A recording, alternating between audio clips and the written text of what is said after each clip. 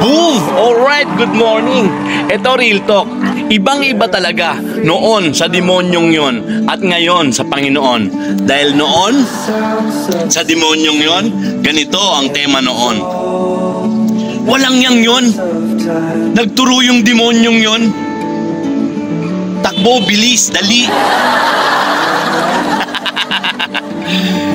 Walang yang yun nagturo. Ngayon sa Panginoon, easy lang, relax. Tandaan mo, nasa Panginoon ka. Kaya huwag kang magmadali.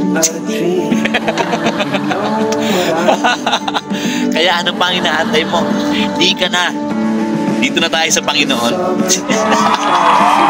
Dahil noon, tandaan nyo, noon, bilisan nyo, takbo, bilis, dali. Walang yang nyo nagturo.